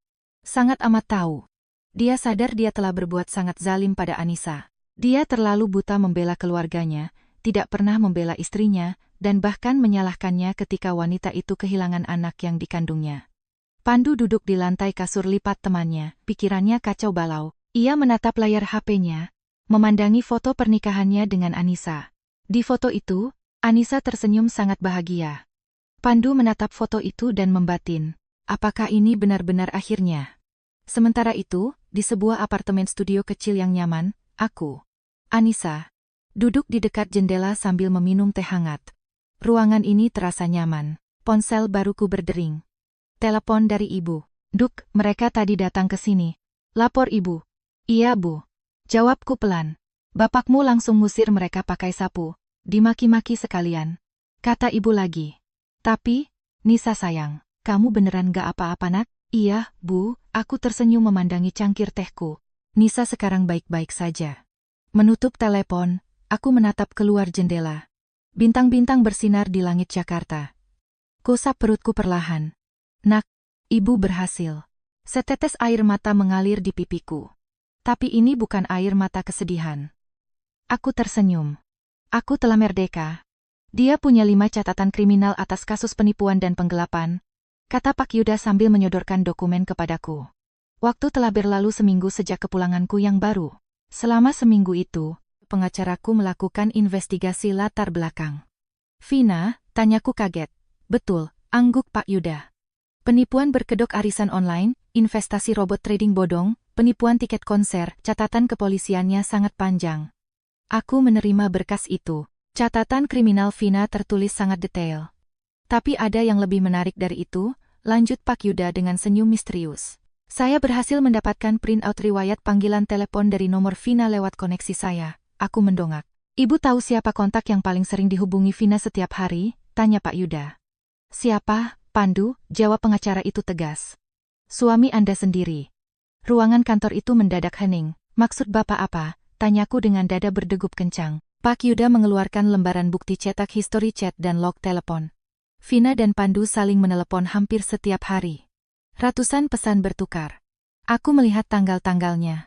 Ini dimulai persis sejak minggu di mana Vina pertama kali diperkenalkan sebagai pacar Bima di rumahku. Maksud Bapak?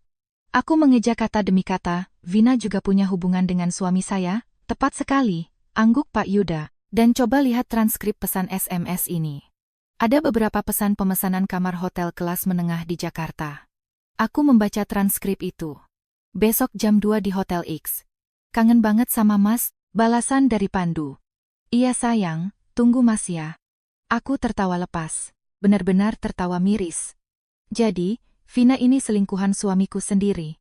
Tepat sekali, jawab Pak Yuda. Dan di saat yang bersamaan, dia memacari adik ipar Anda, Bima, untuk mengincar apartemen mewah Anda.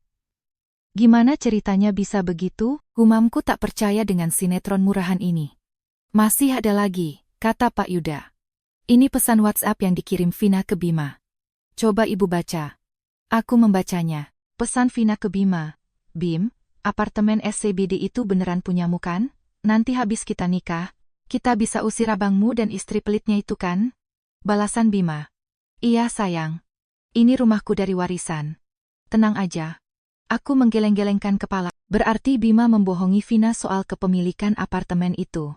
Betul sekali, senyum Pak Yuda. Bima ngibul ke Vina, ngaku-ngaku apartemen itu miliknya. Vina yang memang gold digger cewek matre, dan penipu, langsung percaya dan berusaha menguasainya. Jadi Vina memacari Bima karena mau apartemennya, simpulku.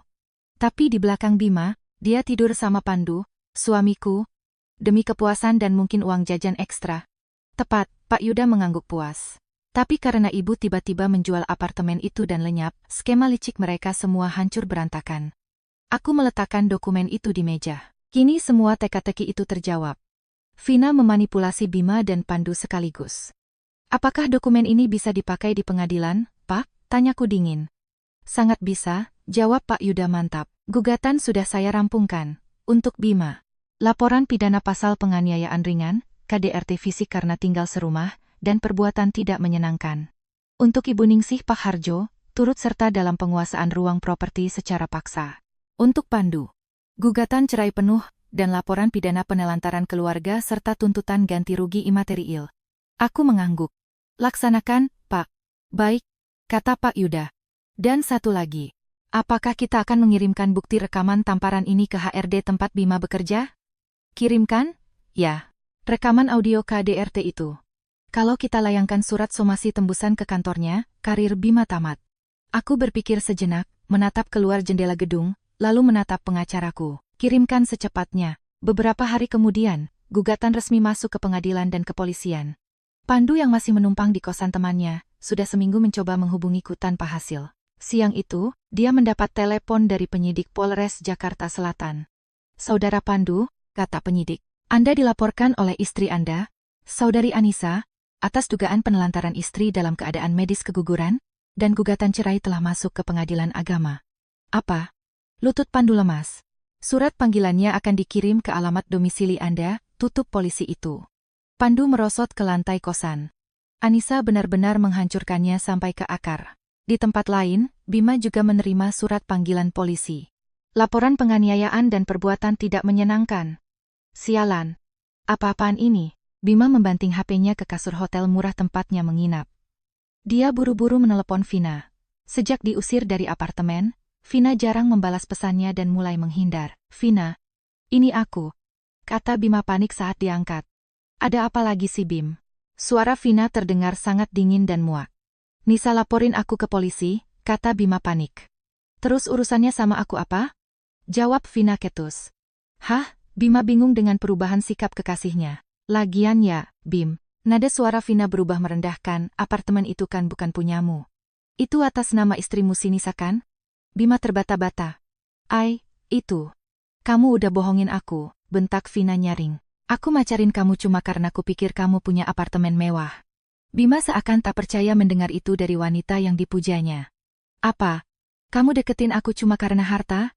Vina tertawa remeh. Gini ya Bim, kalian berdua kakak beradik emang lumayan. Tapi kalau kamu nggak punya apartemen, buat apa aku sama kamu? Pengangguran bentar lagi. Kamu ngomong apa sih bangsat? Bima mengamuk. Dan asal kamu tahu aja ya, Bim. Lanjut Vina santai namun mematikan. Abangmu si Pandu itu jauh lebih hebat di ranjang daripada kamu, dan dia jauh lebih royal ngasih aku uang belanja. Pada detik itu otak Bima seakan blank. Mas Pandu? Iya, aku sama Pandu udah main gila sejak awal aku kenal kalian, jawab Vina tanpa dosa. Sama kamu cuma buat numpang tidur di apartemen aja. Udah ya, jangan hubungin aku lagi, cowok kere. Tut. Sambungan diputus. Bima berdiri kaku, tangannya mencengkeram HP kuat-kuat hingga buku jarinya memutih. Tangannya bergetar hebat, dia langsung menelepon Pandu. Halo, Bim, jawab Pandu lemas. Ada hubungan apa lu sama Vina, anjing? Teriak Bima keras-keras. Di ujung telepon, hanya ada keheningan panjang yang menyiksa. Bim, maafin gue, kata Pandu pelan. Bima melempar HP-nya ke dinding hingga hancur berkeping-keping, lalu meninju tembok hingga tangannya berdarah. Dia dikhianati abang kandungnya sendiri. Dia dimanfaatkan pacarnya. Tidak punya rumah, tidak punya barang, hancur lebur. Keesokan paginya, sebuah email aduan anonim masuk ke departemen HRD perusahaan tempat Bima bekerja. Manajer HRD memanggilnya ke ruangan. Bima, apa-apaan ini? Tanya manajernya marah. Di atas meja ada selembar transkrip dan file audio yang di-play. Terdengar suara Bima, bikin anak lagi saja nanti. Lalu suara tamparan keras plak. Bima pucat pasi melihat itu. Fakta bahwa karyawan kami melakukan kekerasan dalam rumah tangga pada kakak iparnya yang baru keguguran. Ini merusak citra perusahaan, tegas manajer HRD. Kami skorsing tanpa gaji mulai hari ini. Sebulan setelah skorsing, Bima di PHK, pemutusan hubungan kerja, secara tidak hormat. Di kantor Pandu, masalah yang sama menyebar seperti virus. Rekan-rekannya berbisik-bisik. Dengar-dengar istrinya Pandu jual rumah dan kabur ya. Katanya Pandu sama keluarganya mau ngerampas rumah istrinya pas istrinya lagi hamil. Terus si Pandu malah selingkuh sama calon adik iparnya sendiri. Sinting, Pandu tidak sanggup menahan tatapan jijik dari teman-teman kantornya. Lingkungan kerjanya menjadi neraka. Akhirnya, ia menyerahkan surat resign pengunduran diri. Keluarga itu benar-benar hancur berantakan. Ibu Ningsih dan Bapak Harjo karena malu menumpang lama. Akhirnya pulang kampung ke desa terpensil dengan uang pas-pasan. Hidup menderita tanpa rumah. Bima ngekos di kamar petakan kumuh. Pandu jadi gelandangan menumpang dari satu sofa teman ke teman lain. Vina, dia ditangkap polisi bulan depannya atas laporan korban-korban arisan bodongnya di masa lalu yang tak kunjung ia lunasi. 2 bulan kemudian Vina divonis penjara. Di ruang sidang Pengadilan Agama dan Pengadilan Negeri Jakarta Selatan, aku duduk dengan tenang di barisan pengunjung. Terdakwa Bima, kata hakim mengetuk palu. Atas tindak pidana penganiayaan ringan, dijatuhi denda sebesar Rp30.000. Atas perbuatan tidak menyenangkan, denda tambahan Rp20.000. Bima menunduk dalam, wajahnya kuyu dan hancur. Pindah ke ruang sidang cerai. Penggugat Anissa, tergugat Pandu, kata hakim agama. Gugatan cerai dikabulkan, tuntutan pembagian harta gonogini dari tergugat ditolak seluruhnya. karena properti terbukti sebagai harta bawaan penggugat. Pandu menoleh ke arahku dari kursi tergugat. Aku membalas tatapannya dengan wajah datar, tanpa ekspresi sedikit pun. Sidang selesai. Aku melangkah keluar dari gedung pengadilan. Pak Yuda berjalan di sampingku. "Selamat, Bu Anissa," katanya tersenyum. "Terima kasih banyak, Pak Yuda. Sekarang semuanya benar-benar sudah berakhir," kata pengacara hebat itu. "Ibu bisa memulai hidup yang benar-benar baru." Aku mengangguk dan menuruni tangga pengadilan. Sinar matahari Jakarta menyorot hangat siang itu. Di bawah tangga, Pandu berdiri menungguku. Dia menatapku dengan mata merah. "Nisa," panggilnya parau. Aku berhenti melangkah. "Maafin aku," suaranya pecah. "Aku benar-benar menyesal, Nisa." Aku menatap pria ini. Suatu masa dulu, aku sangat mencintai pria ini.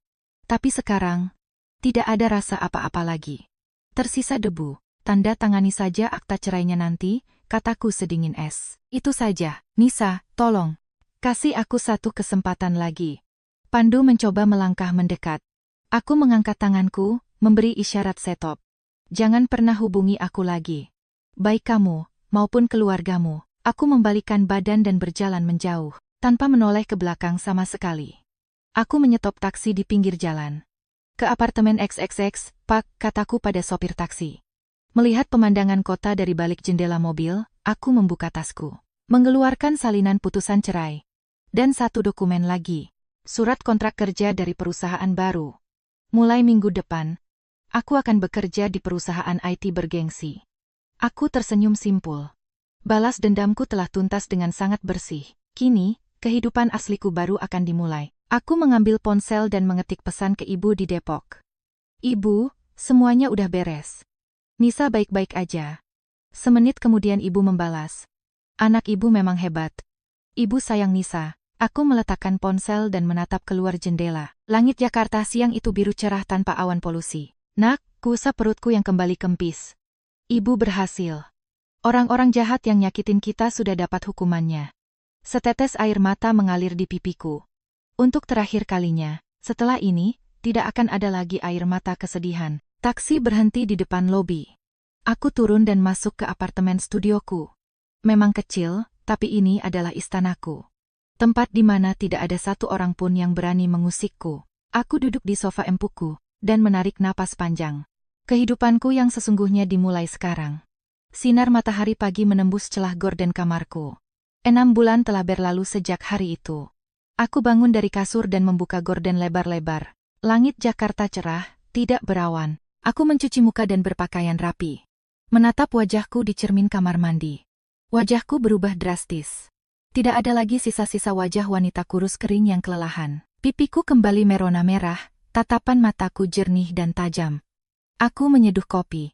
Aromanya menyebar ke seluruh penjuru ruang apartemen kecilku. Aku duduk di dekat jendela, meminumnya perlahan. Penuh ketenangan.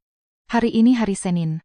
Aku sudah bekerja di perusahaan IT ini selama 5 bulan. Suasana kantornya sangat sehat. Rekan-rekan kerjaku suportif, atasanku pengertian. Tapi yang terpenting, tidak ada satupun dari mereka yang tahu masa laluku. Bagi mereka, aku hanyalah Mbak Nisa, bukan janda korban KDRT, bukan menantu yang hartanya hampir dirampas, bukan ibu yang kehilangan bayinya. Aku cuma karyawan biasa yang rajin. Aku mengambil tas kerjaku dan melangkah keluar.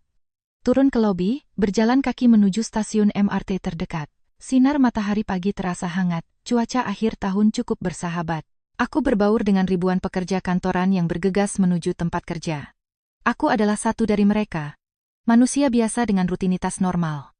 Inilah kebahagiaan batinku, hari-hari biasa tanpa drama murahan. Bangun pagi, naik MRT, ngantor, kerja, pulang, istirahat dengan tenang. Dulu aku menganggap rutinitas ini membosankan, tapi setelah melewati neraka dunia, aku tahu betapa mahalnya harga sebuah kewajaran. Sesampainya di kantor, aku membuka pintu ruangan timku. "Pagi, Mbak Nisa," sapa seorang programmer muda. "Pagi, Rian," aku tersenyum cerah. Aku duduk di kubikelku, menyalakan PC, mengecek email, dan menyusun to-do list hari ini. 2 meeting, 1 laporan evaluasi sprint. Aku tenggelam dalam konsentrasi kerja. Waktu berjalan cepat tanpa terasa. Jam makan siang tiba. Aku dan beberapa rekan tim turun ke mal di bawah gedung kantor. "Mbak Nisa, Kita makan apa hari ini? Tanya Dini, teman sebelah mejaku. Gimana kalau makan pasta aja di restoran Itali ujung sana? Usulku. Boleh tuh. Yuk, gas. Kami berempat duduk di meja restoran. Sambil menunggu pesanan, kami asyik mengobrol. Nis, lo belakangan ini kelihatan seger banget deh vibes-nya, kata Mas Reza, manajer proyek kami. Masa sih, Mas? Tanyaku santai. Iya, waktu bulan pertama masuk, muka lo kayak nyimpen beban berat banget, Mas Reza tersenyum. Sekarang bawaannya ketawa terus. Aku ikut tersenyum. Mungkin lagi falling in love kali Mas, goda Dini. Nggak kok, jawabku lembut. Cuma lagi ngerasa. Damai aja hatinya. Pesanan datang. Kami makan sambil bercanda tawa. Suara tawa kami bersahutan. Inilah kebahagiaan, batinku lagi. Makan bareng teman, tertawa, dan berbagi cerita tanpa rasa tertekan. Sore harinya aku melanjutkan kerja, menyelesaikan laporan, dan mengikuti meeting terakhir. Tak terasa jam menunjukkan pukul 6 sore. Aku membereskan meja, pamit pada teman-teman, dan pulang. Naik MRT lagi. Turun di stasiun dekat apartemen. Lalu berjalan kaki. Di tengah jalan, langkahku mendadak terhenti. Aku berdiri di depan kaca etalase sebuah butik perlengkapan bayi di dalam mal kecil pinggir jalan. Di display kaca itu, tergantung pakaian bayi mungil. Gaun kecil warna merah muda, baju kodok biru navy, topi kuning dengan aksen telinga beruang. Semuanya begitu kecil, begitu menggemaskan. Aku berdiri mematung memandangi etalase itu cukup lama. Ingatan 6 bulan lalu kembali menyapa. Hari di mana darah itu mengalir. Kata-kata dokter di ruang IGD. Tidak ada detak jantung. Dadaku sesak seketika. Tanganku secara otomatis mengusap perutku yang rata. Perut yang hampa. Nak, bisikku dalam hati. Maafin ibu ya, ibu waktu itu nggak kuat melindungimu dari orang-orang jahat itu. Mataku memanas dan berkaca-kaca, tapi air mataku tidak jatuh menetes. Masih ada rasa sakit di sana, sebuah lubang yang tak akan pernah tertutup sempurna. Tapi aku sudah bisa mentolerir rasa sakit itu sekarang. Sang waktu perlahan menyembuhkan lukaku. Aku mengangkat daguku perlahan. Suatu hari nanti, gumamku dalam hati. Suatu hari nanti, aku akan menjadi seorang ibu lagi, dengan caraku sendiri. Saat aku sudah benar-benar siap, di lingkungan yang aman di mana tak ada seorang pun yang bisa menyakiti anakku. Aku mengalihkan pandanganku dari etalase itu dan melanjutkan langkahku pulang. Tiba di apartemen. Ku buka pintu. Ruangan kecil ini menyambutku dengan aroma pengharum ruangan vanila. Istanaku, batas wilayah di mana tak ada entitas asing yang boleh mengganggu. Aku melepas sepatu, melempar tas ke kasur, dan menjatuhkan diri ke sofa. Menghela napas panjang tanda lega. Kuambil ponselku. Ada notifikasi pesan WhatsApp masuk dari ibu. Duk, weekend ini pulang ke Depok nggak? Bapakmu kangen dimasakin kepiting saus Padang sama kamu. Aku tersenyum membacanya. Dan langsung membalas. Iya bu. Sabtu pagi Nisa ke sana ya. Siapin bahan-bahannya. Aku meletakkan HP di atas meja dan memandang keluar jendela. Matahari sedang terbenam di ufuk barat Jakarta. Semburat jingganya sangat memukau. Kejadian-kejadian di masa lalu berputar di kepalaku seperti slide proyektor kuno. Hari pernikahanku di gedung Balai Sudirman. Senyumku yang mengembang. Dulu aku naif mengira aku telah menemukan pangeranku. Hari di mana keluarga suamiku datang membawa koper, berbohong hanya menginap beberapa hari. Hari di mana tespek menunjukkan 2 garis biru. Rasa bahagiaku yang meluap. Hari keguguran itu. Saat duniaku kiamat. Detik di mana tamparan Bima mendarat di pipiku. Seringaian pandu yang menjijikkan. Dan malam penuh dendam di mana aku mengambil sumpah di depan cermin. Aku tidak akan pernah menyerah. Aku akan mengakhiri semua ini. Ya, aku berhasil melakukannya. Menyusun rencana matang, merekam bukti, menjual apartemen miliaran rupiah di SCBD itu, membuang semua barang mereka ke tempat sampah komunal, dan menghilang. Menggugat mereka ke pengadilan dan menjebloskan mereka ke lubang penderitaan masing-masing. Sekarang mereka tercerai-berai memakan karma. Bima nganggur. Pandu menduda jadi gembel. Vina mendekam di sel tahanan Pondok Bambu. Setiap dari mereka memanen apa yang mereka tanam. Apakah aku menyesal? Tidak, sedetik pun tidak. Orang mungkin bilang aku kejam dan gila harta, tapi jika aku tidak membunuh mereka, secara sosial, merekalah yang akan membunuhku perlahan. Aku harus bertahan hidup. Aku berhasil survive, dan kini aku duduk di sini, di istana baruku, pekerjaan baru, dengan hidup yang baru. Kuusap perutku lagi. Nak, ibu berhasil. kita berhasil membela diri kita. Setetes air mata akhirnya lolos membasahi pipiku. Tapi ini bukan tangisan duka. Ini tangisan kelegaan dan harapan yang baru merekah. Aku bangkit dari sofa, berjalan ke dapur pantry. Menyiapkan makan malam yang simpel. Salad sayur segar dan stek sapi panggang. Sambil menunggu dagingnya matang di teflon, aku merenung. Hidup ini memang penuh kejutan. Setahun yang lalu, aku mengira aku punya pernikahan impian bak negeri dongeng, tapi aku justru dilempar ke dasar neraka. Namun aku merangkak naik, keluar dari neraka itu dengan kuku-kuku berdarah, dan kini aku menemukan kedamaian. Hidupku memang tidak 100% sempurna. Ada hari-hari di mana rasa sepi menyerang. Ada malam-malam di mana aku terbangun karena mimpi buruk kejadian IGD itu, tapi itu semua bukan masalah besar. Aku bernapas, aku bebas, aku merdeka. Selesai makan, mencuci piring, aku mandi air hangat dan merebahkan diri di atas kasur yang empuk. Menatap langit-langit kamar putih bersih, bagaimana caraku menjalani sisa hidupku. Dengan tenang, tanpa terburu-buru, mengikuti ritmeku sendiri. Aku akan bekerja keras, menabung pundi-pundi uangku lagi, dan suatu hari nanti, aku pasti akan membeli rumah besar lagi. Kali ini, rumah berpagar tinggi di mana tak ada parasit yang boleh masuk. Dan suatu hari, mungkin saja aku akan membuka hatiku lagi untuk cinta. Saat aku benar-benar siap, saat aku bertemu dengan pria yang setara denganku. Dan aku akan melahirkan seorang anak, saat aku merasa cukup tangguh melindunginya. Dalam kondisi yang sepenuhnya aman, semuanya akan berjalan sesuai aturanku. Aku tidak akan pernah lagi menundukkan kepalaku atau merendahkan standar hidupku demi ego laki-laki manapun. Aku memejamkan mata perlahan. Sebelum kesadaran ini hilang ditelan kantuk, aku membatin, aku bertahan. Aku tidak hancur. Itulah kemenangan mutlakku. Dan malam itu, aku tertidur sangat lelap tanpa mimpi buruk. Esok paginya, aku kembali membuka tirai jendela. Sinar mentari kembali menyapa, hari yang baru, lembaran yang baru. Bersiap pergi ke kantor, aku mematut diri di cermin lemariku. Melihat wanita tangguh di pantulan kaca itu. Aku melemparkan senyuman padanya. Anissa, 37 tahun.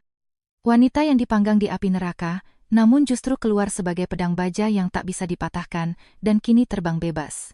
Melangkah keluar dari gedung apartemenku, aku mendongak menatap langit ibu kota. Awan putih bergerak lambat ditiup angin. Hidup ini mungkin seperti awan itu. Kadang mendung dan badai datang menghantam, tapi akan ada masanya langit kembali cerah biru menyilaukan.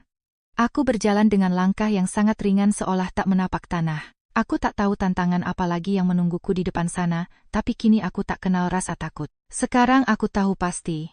Badai sebesar apapun yang menghantamku nanti, aku pasti akan bertahan hidup. Aku tidak akan hancur. Itulah kekuatan terbesarku. Aku tersenyum elegan dan berjalan menyongsong masa depanku. Lalu, bagaimana dengan Anda? Apa yang akan Anda lakukan jika orang-orang yang bersembunyi di balik kata keluarga menjajah hidup Anda? Jika mereka berniat merampas harta benda hasil keringat Anda, dan karena keegoisan mereka, Anda kehilangan anak yang Anda kandung? Apakah Anda akan terus bersabar menjadi keset, atau Anda akan bangkit melawan? Anissa memilih melawan. Melawan dengan cerdas, berdarah dingin, dan terencana rapi. Dan ia memenangkan peperangan itu mungkin bukan kemenangan yang indah. Dia kehilangan banyak hal. Anak, status pernikahan, properti lamanya. Tapi sebagai gantinya, dia menyelamatkan harga dirinya, kewarasannya, tabungannya, dan masa depannya. Dan itulah hal yang paling esensial. Di mana Anissa sekarang? Di sebuah apartemen mungil yang nyaman. Setiap hari pergi ke kantor yang ia sukai, makan siang sambil tertawa bersama teman-temannya, lalu pulang menyambut malam dengan tenang. Kehidupan biasa yang sangat tidak biasa mahalnya. Dan suatu saat nanti, Anissa pasti akan tertawa dengan kebahagiaan paripurna yang sesungguhnya. Dan sampai detik itu tiba, Anissa akan terus melangkah maju tanpa ragu, satu demi satu langkah ke depan. Pantang patah, patah tumbuh hilang berganti.